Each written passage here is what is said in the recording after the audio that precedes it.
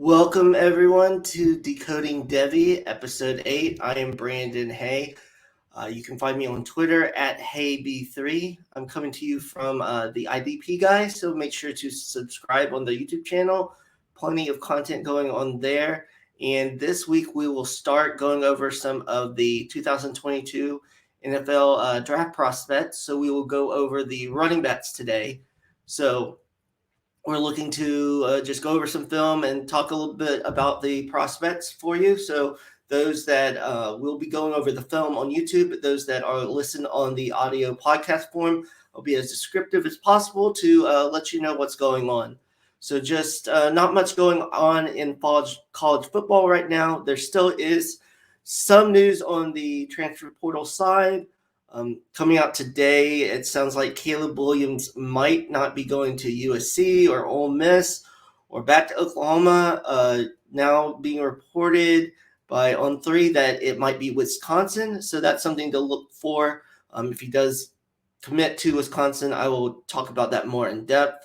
But another big signing this week was wide receiver Jermaine Burton going from Georgia to Alabama.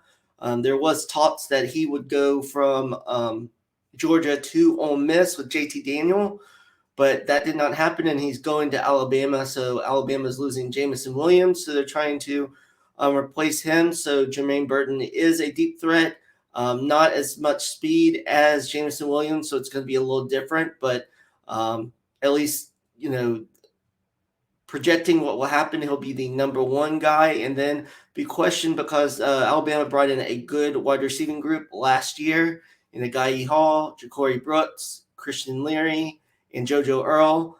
In the national championship game, Ja'Cory Brooks and Haye Hall got more run, so they were kind of thought of to be the front runners. But with Burton coming in, if he gets the one, then I would imagine Hall and Brooks would kind of battle it out for that other position. JoJo Earl is more shifty, speedy type guy. He could be in the slot, but then there are also bringing in a lot of athletes and wide receivers in this freshman class. So it'll be interesting who stays and who transfers out for Alabama. And also they got the talented Jahmyr Gibbs coming out of the backfield, so that will be more catches there. So the offense definitely got better. Saban said if they didn't put any regulations, then they would be sorry, and he would continue to get players, and he did not disappoint there.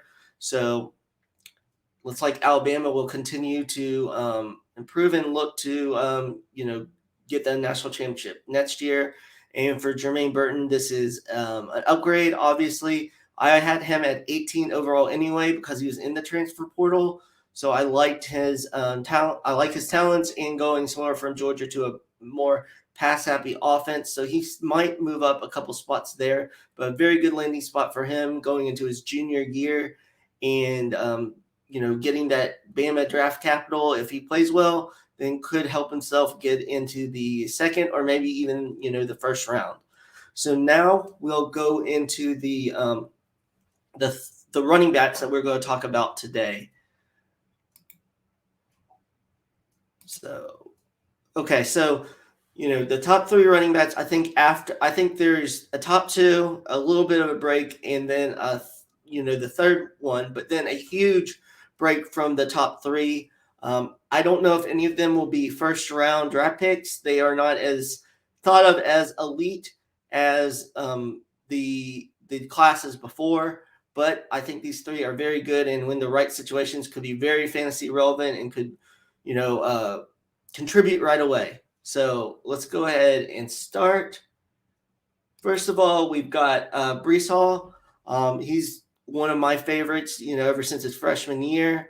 As you can see, he's had production each year, good amount of touchdowns. He's a receiving threat with yards and, catches. And for Iowa State, they did not have very much else, as you can see in the analytics for Breece Hall.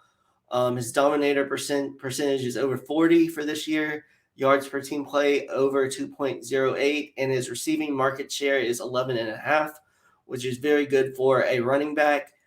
So the analytics are pretty good for Breece, and if you watch the film, He looks very good, very balanced.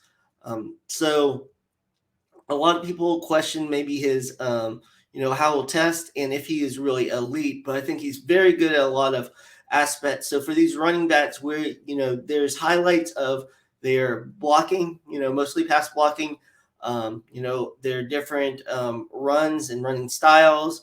We're looking at balance, their vision and different things like that. And then also their pass catching. So let's go ahead and take a look at Breece Hall. So this first play is going to be a pretty long run for Breece. So let's get it started. This is against Baylor. He does run out of the shotgun quite a bit. I think most of his snaps. So as we go, see, I like I think Breece Hall, one of his great things is his vision and his ability to cut. So, and he's very decisive with his decisions. So as you can see, he cuts, then he gets outside and is able to, show his speed. He doesn't have blazing speed, but he has plenty of speed to have long runs and has a good burst. So that was a 30-yard run against Baylor. And as you'll see this replay a little better. So he comes straight up at the line, see this big gap. So he kind of comes up to the line, and then he's going to cut to the left and break a tackle, break another tackle, break 3 tackles, and then run outside and get a good 5-10 yards.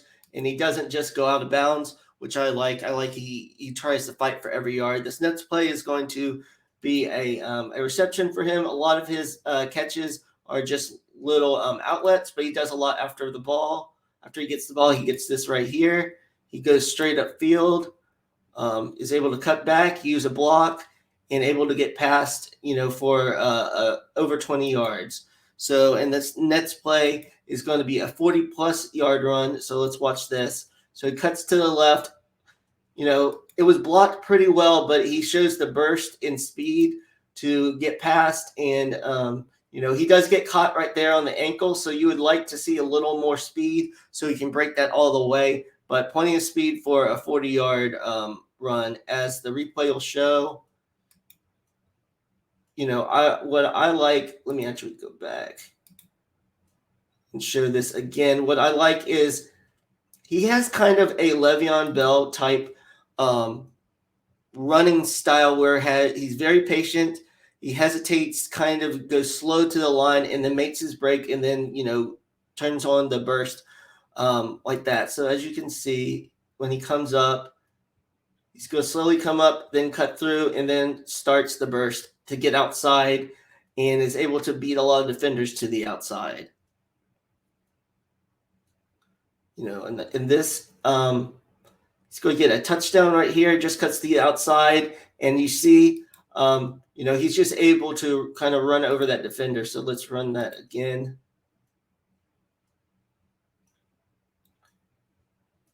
So it's a simple play.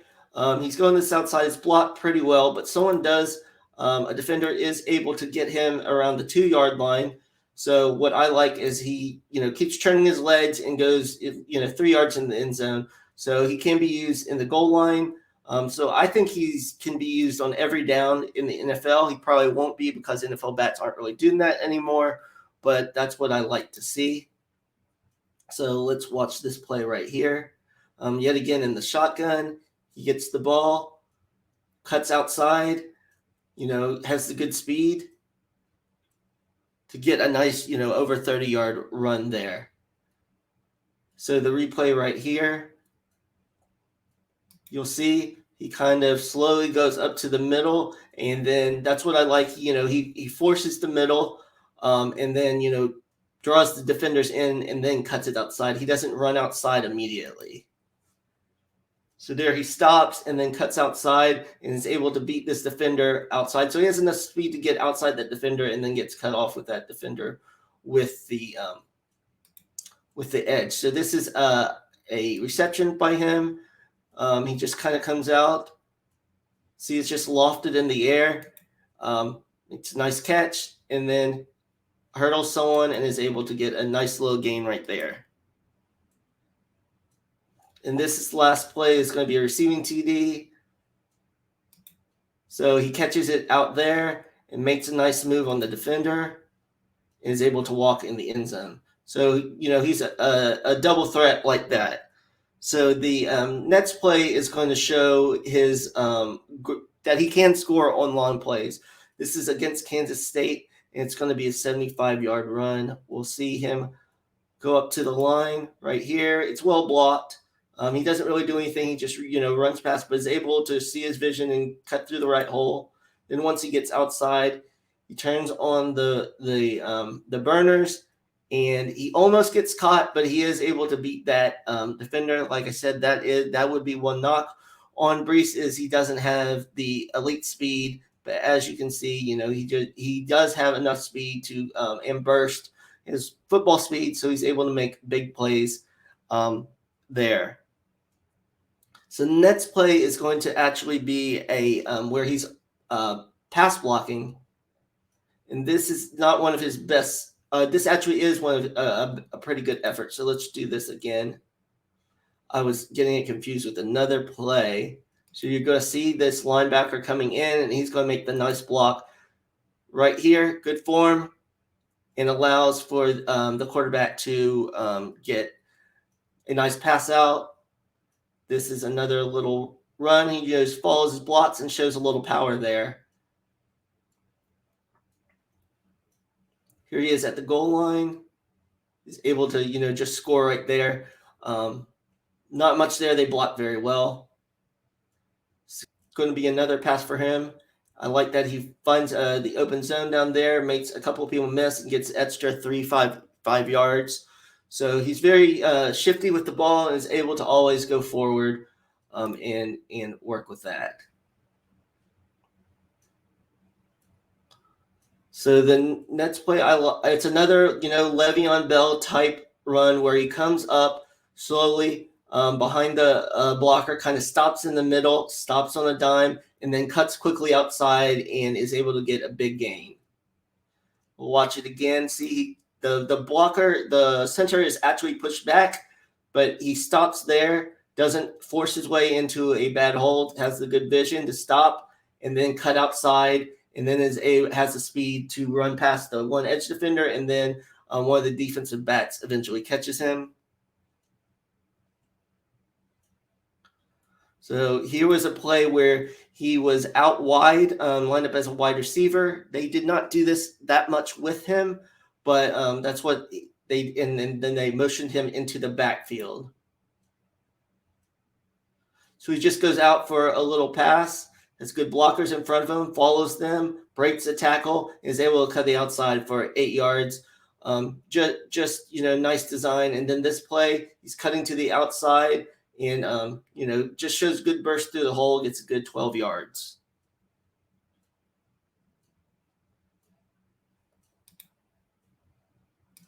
All right, now we'll move on to the Oklahoma State game. So watch this play. So it's just a run up the middle. Actually, let's go back even more. So okay, this is the play I thought it was earlier where he misses a block on the blitz. He's lined up in the shotgun, offset to the quarterback, and this time, unlike the Baylor game, he did not show good pass blocking. So it's kind of a delayed blitz, and then the defender comes and he misjudges where the defender is, and he's able to come and sack the quarterback. So he doesn't show this a lot, but I like to, just highlight that he does, there was a couple misses on pass blocking that he would need to improve on.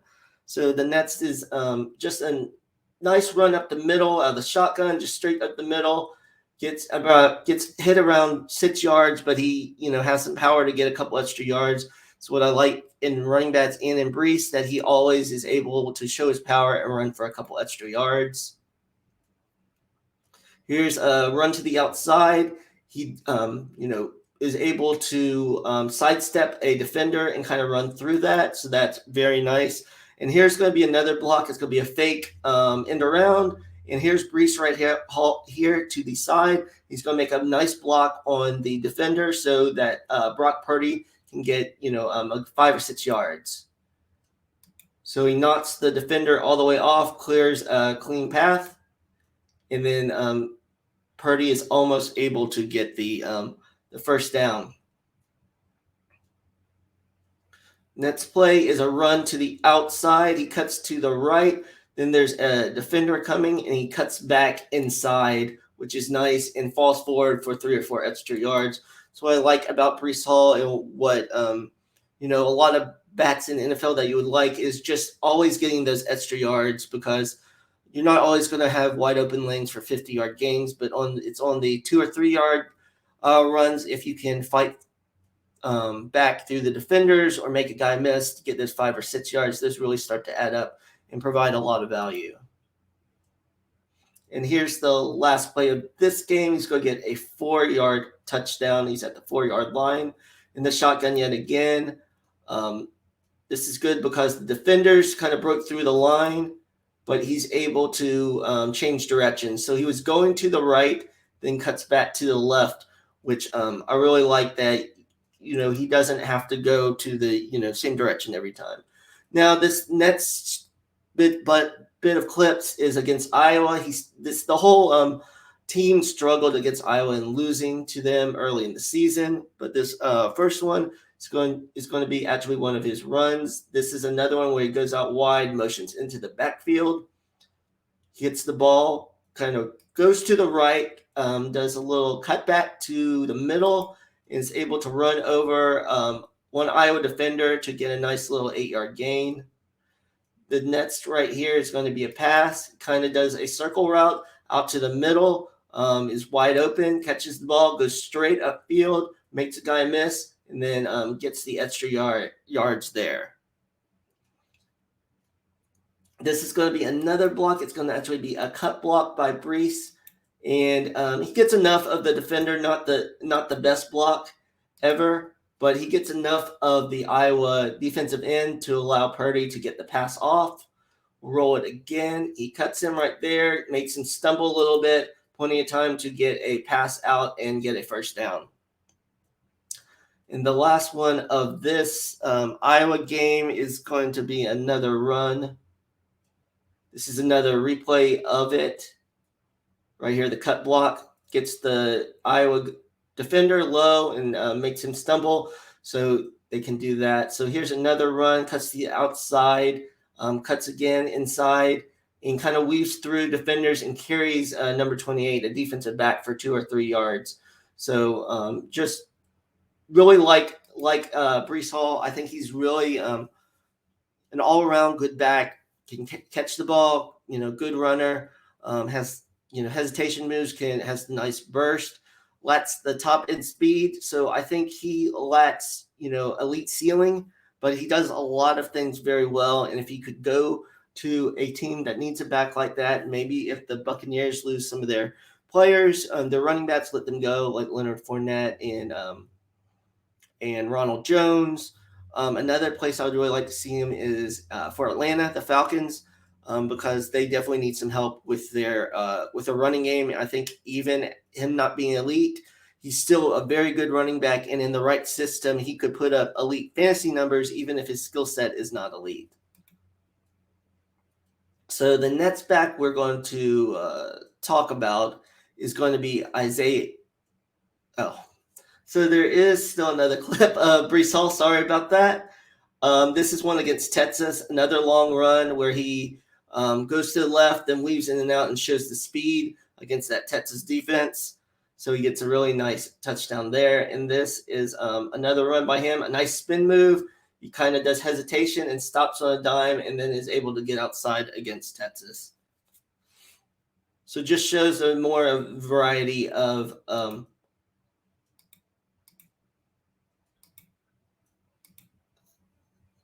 what he can do.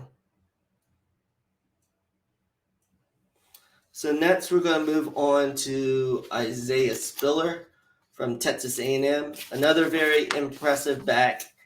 So looking at his numbers, he's same with as Breece, played his freshman year, sophomore, junior, has good numbers, not as many touchdowns, but also is a good receiver and has good yardage. Actually has a lot of receiving touchdowns. His dominator is only 22%, yards per team play 1.5, and receiver market share is 12.02.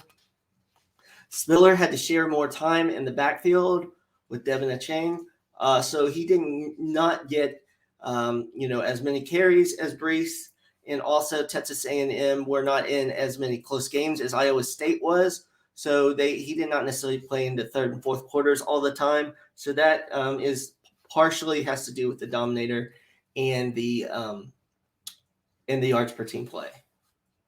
So let's go ahead and look at Isaiah Spiller. So this first play is going to be a 16-yard run against Bama. He didn't do much against Bama, but did show some nice things. He also is number 28 in the backfield and runs in the shotgun quite a bit. So let's go ahead and roll it here. He doesn't necessarily hesitate as much as Breece Hall does going into the hole. He kind of just hits the hole and uses his power and some of his slashing ability. So here he cuts back, makes the defender miss, and then gets extra yards there. So that's nice for him. And this is going to be a little screen. Makes the first defender miss, and then comes out wide, cuts back, and then cuts back outside for a nice 9 or 10 yards. Big thing on this is he was, got contact around a yard before the first down, and he's able to carry the defenders extra 3 yards to get that first down. That's one of the most impressive things for Spiller, I believe, is just his strength. One of the things we'll show, later on is I think there's a little bit of inconsistency of how he breaks tackles. Sometimes I feel like he goes down a little too easy for his size, but I did see an improvement this year from his sophomore year of being able to break more tackles. So this next play is going to be one where he runs for a touchdown. There's actually a couple replays of this, so we'll just run it through. He goes straight up the middle, gets tackled, kind of rolls on the defender, and reaches out for the 16-yard touchdown. A very impressive run against Alabama there to give them the 2-touchdown lead that they eventually would give up. But when this rolls back, we'll go through it again. So he runs straight up the middle, and then he could get tackled around the 5. There's 3 defenders surrounding him, one by his feet, but he fights through it, is about to get tackled around the 3, uses good balance to kind of roll over and lays on the defender and is able to reach the ball out for the touchdown. Here's it is in slow motion, doesn't give up, and great awareness to know not to go down and able to score that touchdown here. This is actually going to be a pass from him. It's going to be a wheel route and a really nice play by him. I think he has more varied route running out of the backfield than Breece Hall. This is, a wheel route, and he's able to kind of backpedal and catch it in a very difficult throw and be able to catch it on the boundary. So we'll run it again. So he comes out of the backfield. They kind of run, a mini little rub or pick play, and then he kind of gets up there. The throw's a little late, but, he's backpedaling and still makes the catch and gets both feet in bounds. So that would be good for an NFL throw. So not much against Bama, but he did have some nice plays there. So this next game, they did lose against Mississippi State, but he did have, some nice runs. He comes towards the middle, sees there's nothing, and has the speed to run outside and gain 9 yards. Beats the defenders to the outside. So here's another one where he kind of stops in the middle, hesitates, and then the defense pursues, and he's able to run outside and then get a good 19 yards. He gets kind of tripped up there, or he probably would have scored a touchdown with his ability to kind of run through defenders. The next play is actually going to be a block. So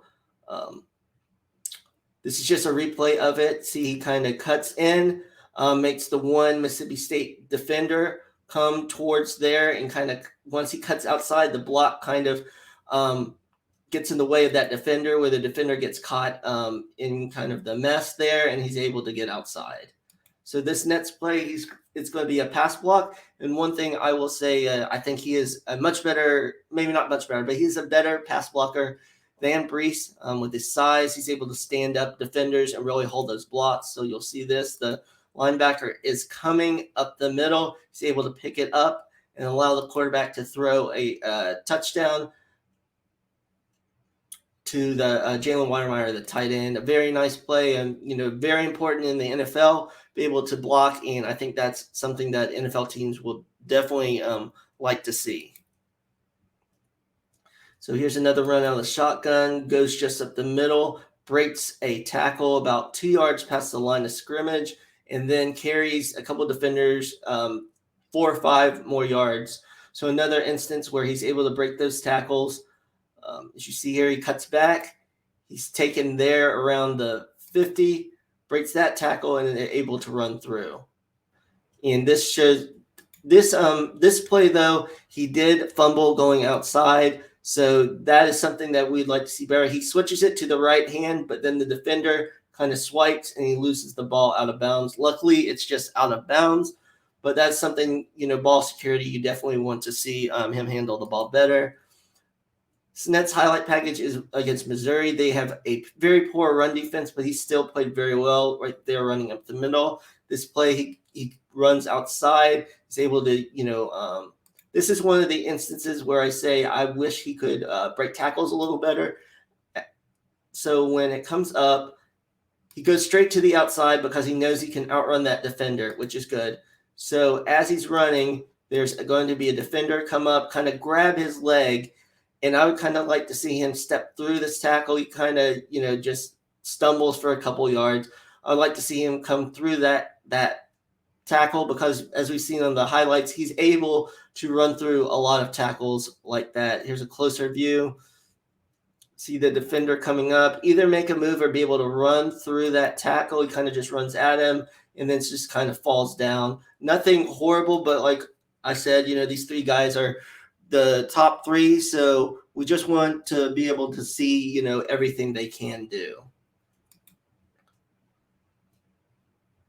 So this is a nice cut by Isaiah Spiller. He runs up the middle, sees the defender, makes a cut to the right, and is able to score a touchdown there for Texas A&M. Here's another run to the outside. Is able to just shows off his speed to get the yardage there. Here's a little screen pass to Spiller. He catches it. And then evades the one defender and is able to get 3 or 4 yards, tiptoeing the sideline. There's another run by Spiller. He breaks a couple tackles, just a little spin. He just shows his shiftiness and his ability to break tackles. And this is the last one against Missouri.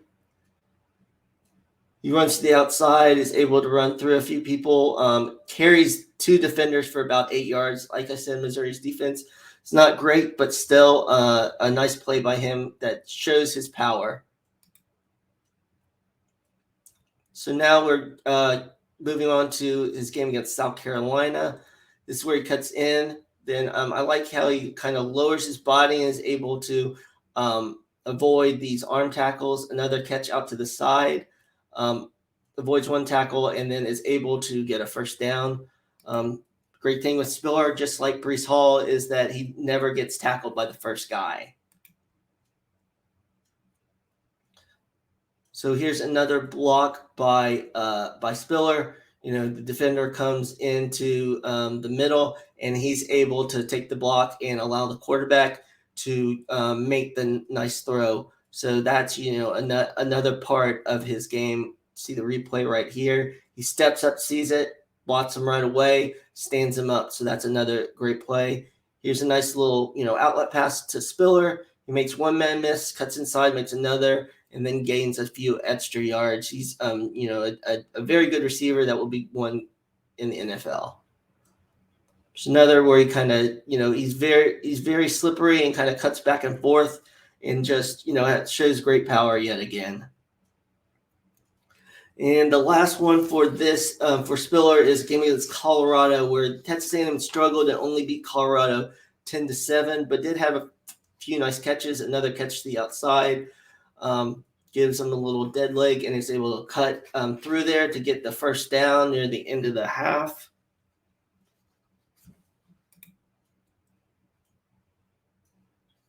So we'll see here. This is actually the play that wins the game for Texas A&M. It's another little wheel route, a nice throw over the defender, and he's able to make a wide receiver type catch in the end zone. Nothing easy.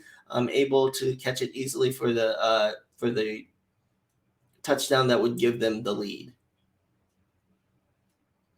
So for Spiller, I do like Breece Hall better as a complete back, but I think Spiller has the higher upside and ceiling just because of his size and his power. Looks like a better blocker overall. Like to see a little more consistency, and I think Breece Hall showed more explosive plays, but Spiller is very, very good in a lot of play. Again, I would like him in Atlanta, possibly Miami, depending on what they do. But I think both Breece and Isaiah Spiller can be lead backs for teams.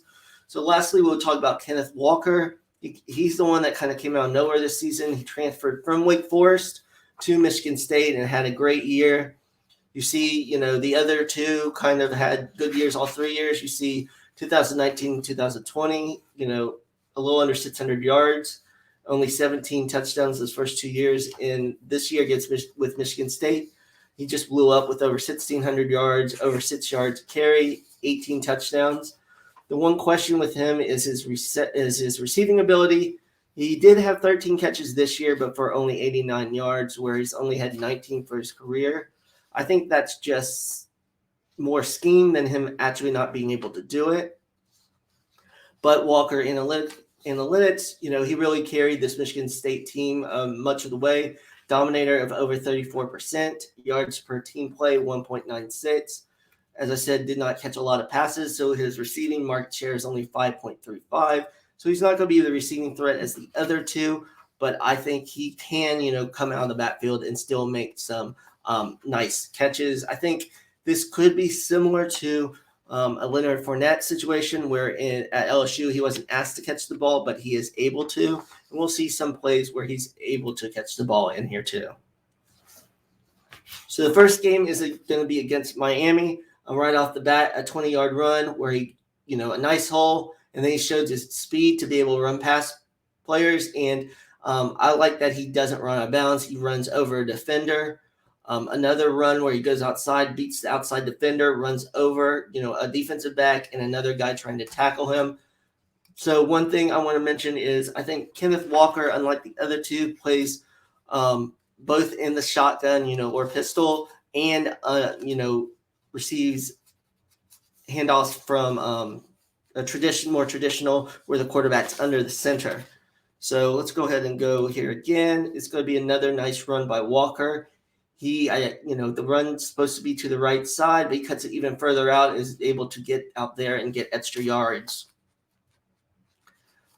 This shows, his ability to catch the ball. Nice hands catch, makes a guy miss, and then gets, a couple extra yards. Only 4 yards, but shows he does have natural ability to catch the ball. So this is another play from under center. It's kind of a counter. He goes to the outside and is able to get a nice gain. And this next play is going to actually be where he catches a touchdown. So to show his ability to be able to do that. And this, it shows, goes to the left, then he cuts it back to the right. Is able to outrun defenders. And then, it's blocked pretty well and he gets good yardage. Now this play, he kind of just comes out, nice hands catch, breaks a tackle, and is able to, stumble into the end zone.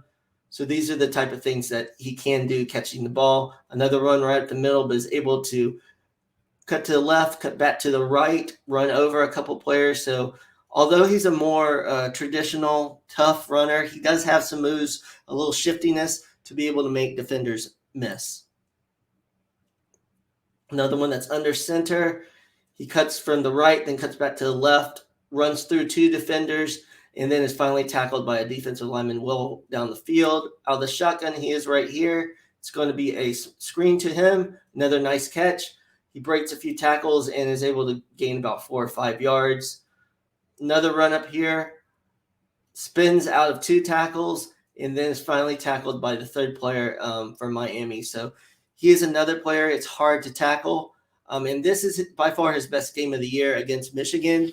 I think most of the highlights are going to be of his touchdowns, so we'll just go ahead and roll it. At this time, Michigan's defense was top 5 against the run, and he really just showed the weaknesses. He cuts up here, kind of gets stuck up in, the clogged middle, but doesn't just stop, keeps moving his legs, bounces off, goes to the left, and then is able to run for a touchdown. This just shows that he never stops moving his legs. So Nets play 18-yard run. Again, you think he's caught, and then he comes out of the pile, breaks a couple tackles. And here's another touchdown where they do the hurry up. He's able to just get in there for a touchdown. This will get replayed, but this is a nice. Let me actually replay it.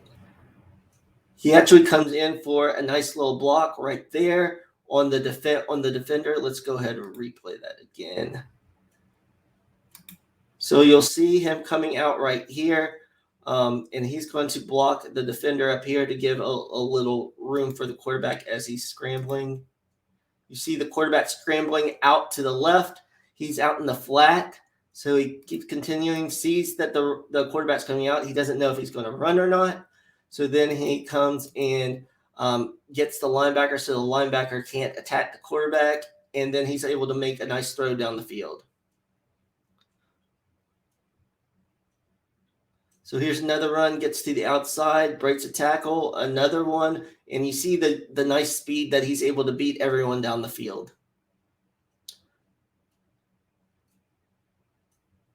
Another run here, a nice hole in the middle. He's able to run through that and able to just avoid the incoming tackle from Michigan.